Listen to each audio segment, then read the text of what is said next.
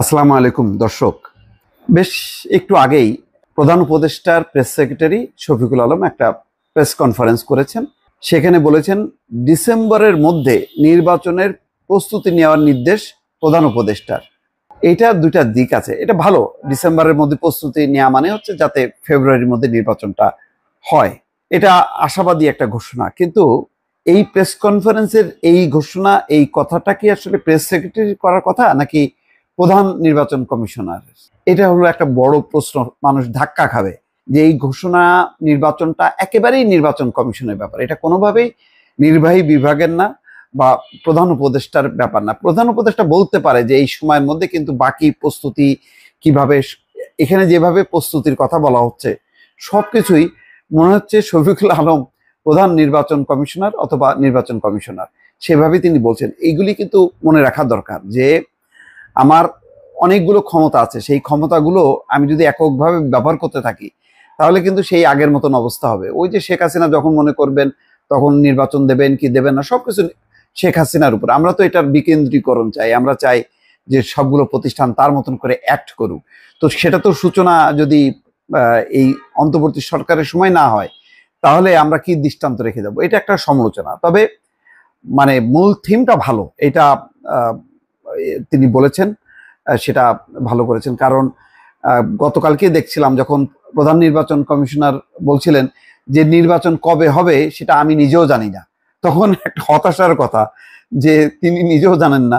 তার মানে কি দাঁড়ালো যে প্রধান উপদেষ্টার সঙ্গে তাহলে প্রধান নির্বাচন কমিশনারের কি আলোচনা হলো? তাহলে তাহলে কি কোনো আলোচনাই হয়নি? হয়তো এরকম একটা মিশ্র পরিস্থিতি, সেটাকে ক্লিয়ার করার জন্য দ্রুত গতিতে গতকালকেই যেহেতু সিইসি বলেছেন এই কথা যে কবে নির্বাচন আমি নিজেও জানি না, সেই কারণে হয়তো আরো মানে ক্লিয়ার করলেন। কিন্তু এটা উচিত ছিল প্রধান উপদেষ্টা তার আকাঙ্ক্ষাটা বা ইচ্ছাটা সিইসি কে বলা যে আপনারা এই মর্মে একটা মানে কিছু বলেন, তাহলে ভালো হয়। এখানে নির্বাচন, প্রশাসন সবকিছু যদি কেন্দ্রীভূত থাকে প্রধান উপদেষ্টার কার্যালয়ের মধ্যে, সেটা আর একটা ভিন্ন সমালোচনা হবে। যাই হোক, এখন কি নির্দেশনা দিয়েছেন? ফরেন একাডেমিতে রাত 8টার দিকে শফিকুল আলম বলছেন যে নির্বাচন ঘিরে আইন শৃঙ্খলা বিষয়ে সব প্রস্তুতি ডিসেম্বরের মধ্যে নিতে বলেছেন প্রধান উপদেষ্টা। এটাও ভালো। এই সময় নির্বাচন সংক্রান্ত আরো কিছু প্রস্তুতির কথা জানান উপপ্রেস সচিব আবুল কালাম আজাদ মজুমদার। সবই প্রেস উইং হ্যান্ডেল করছে, বোঝা যাচ্ছে। ত্রয়োদশ জাতীয় সংসদ নির্বাচন বিষয়ে হওয়া কিছু অগ্রগতি নিয়ে এই সম্মেলন ডাকা হয়। এটাও আর একটা দুর্ভাগ্যজনক যে এই অগ্রগতির কথাটা মানে নির্বাচন ভবন যেটা আছে, যেখানে নির্বাচন সিইসি আছেন, অন্যান্য কমিশনার আছেন, তারা বললে ভালো হতো। আবারও রিপিট করলাম, শফিকুল আলম বলছেন নির্বাচন ঘিরে সব প্রস্তুতি ডিসেম্বরের মধ্যে নিতে বলেছেন প্রধান উপদেষ্টা। ডিসেম্বরের মধ্যে সব প্রস্তুতি শেষ করতে বলেছেন তিনি। প্রস্তুতির মধ্যে অনেকগুলো বিষয় আছে, যেমন আইন শৃঙ্খলা রক্ষাকারী বাহিনীতে 17,000 নতুন সদস্য নেওয়া হচ্ছে, তাদের নিয়োগ ও প্রশিক্ষণ যেন এই সময়ের মধ্যে শেষ হয় সেই বিষয়ে প্রধান উপদেষ্টা নির্দেশ দিয়েছেন। নতুন সদস্য নেওয়া হচ্ছে, তাদের এই প্রশিক্ষণটা নির্বাচন কমিশনের আওতায় হবে নাকি কার আওতায় হবে আমি ঠিক পরিষ্কার না। শফিকুল আলম বলছেন যে নির্বাচন সামনে রেখে অনেক পায়তারা হয় যাতে আইন শৃঙ্খলা পরিস্থিতির অবনতি হয়।